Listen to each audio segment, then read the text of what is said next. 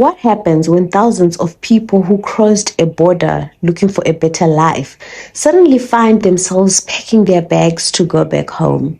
In recent weeks, South Africa has witnessed one of the largest immigration crackdowns in years. Tens of thousands of undocumented foreign nationals, most of them from Malawi and Zimbabwe, have either been deported or voluntarily returned home amid a combination of intensified government enforcement and rising anti-immigration tensions. Government figures say more than 53,000 people have already been deported or repatriated, with the majority being Malawian nationals. At the same time, protests in parts of Johannesburg, Durban, and other cities have heightened fears among migrant communities. Some demonstrations have remained peaceful, while others have involved illegal searches of homes, intimidation, and violence against people suspected of being undocumented. President Cyril Ramaphosa has publicly condemned vigilante actions and stressed that immigration laws must be enforced by the state, not by private citizens. So what led to this moment? Why are so many Malawians and Zimbabweans returning home?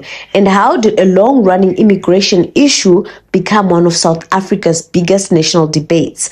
Welcome to Justice Jigsaw. To understand today's events, we have to go back several years.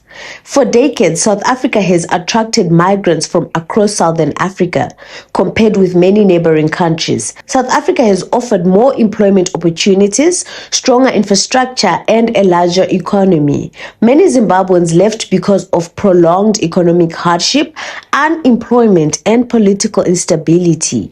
Others crossed the border seeking work in farming, mining, construction, hospitality, domestic work, and the informal sector. Malawians also migrated in large numbers, often taking jobs in agriculture, factories, and private households.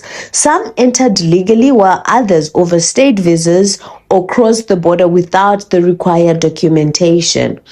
Over time, undocumented migration became one of the country's most contentious political issues. Supporters of stricter enforcement argued that illegal immigration placed pressure on public services, jobs, housing, and healthcare.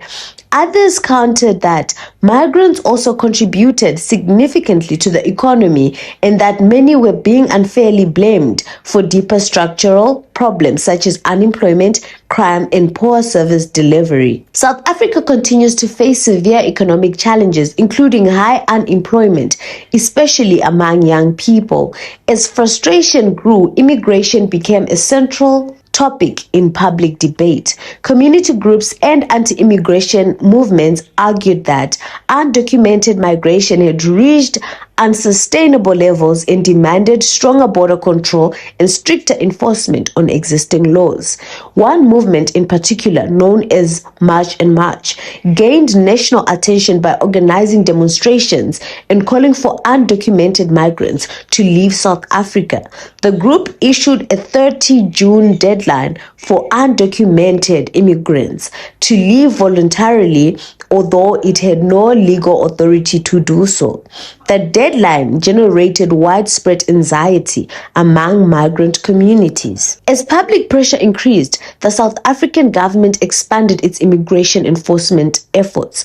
Authorities emphasized that the objective was not to target people because of their nationality, but to enforce immigration laws against individuals who were in the country unlawfully.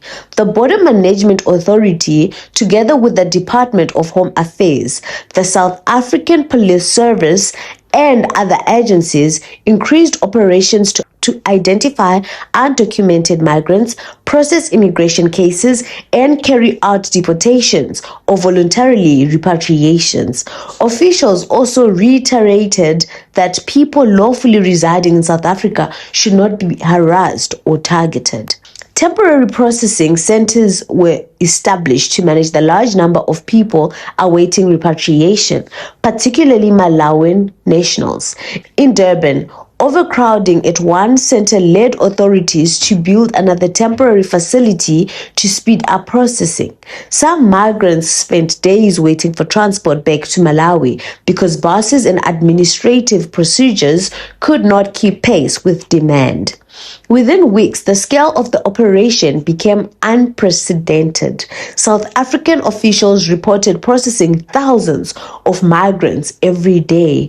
At one stage, more than 15,000 Malawian nationals had been processed for deportation or repatriation. At the Beitbridge border, thousands more, including Zimbabwean nationals, were processed for return. As operations continued, Justice Minister Mamoloko Kubayi announced that more than 53,000 undocumented immigrants had been deported or repatriated, according to the government. More than 80% were Malawians. According to the government, more than 80% were Malawian nationals, while others came from Zimbabwe, Mozambique, Nigeria, Uganda, Kenya, and several other African countries. At the same time, Zimbabwean authorities said around 60,000 Zimbabweans had returned home, including both government-assisted returnees and people who self-repatriated because they feared escalating tensions. This is the end of part 1. We will continue again for part 2. So if you want to stay updated, please don't forget to like, subscribe, and hit the notification button so you can be updated whenever we post the next video.